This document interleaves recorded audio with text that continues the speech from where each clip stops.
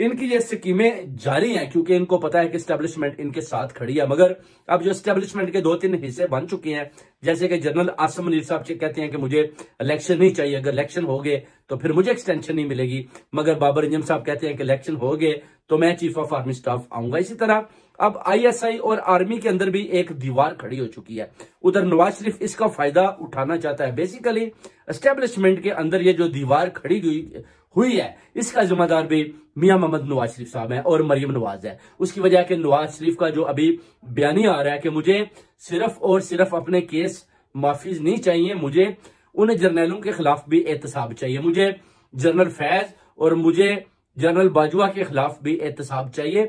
मैंने इनके ऊपर भी आर्टिकल 6 लगाकर इनको बिहाइंड बार मुशर्रफ की तरह करवाना है। यानी आप कह लें कि जो नवाज शरीफ के अंदर जो बदले का कीड़ा है वो अभी जंपे ले रहा है, क्योंकि आपको पता है कि ये जो नवाज शरीफ साहब हैं ये बेसिकली इंडियन लॉबी के ऊपर काम करते हैं, क्योंकि पाकिस्तान के साथ तो इनका ना तो कोई मोहब्बत है ना कोई लेना देना है।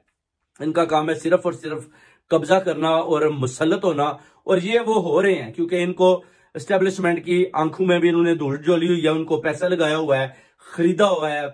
जितने भी ऊपर जर्नैल या जितने भी आप कह लें कि अपना जो जजेस बैठे हैं उनको खरीद कर उसके बाद ये उनका बुरे तरीके से इस्तेमाल कर रहा है। मगर आहिस्ता आहिस्ता आप देखेंगे कि ये जो गिरफ्तें हैं ये अदारों के ऊपर से इनकी खत्म हो जाएंगी और ये इदारे इनको पकड़ लेंगे, क्योंकि अभी तो वो बड़ा खुलकर खेल रहा है, कभी चौधरी शहजाद की तरफ, कभी बाप पार्टी की तरफ, कभी इधर कभी उधर।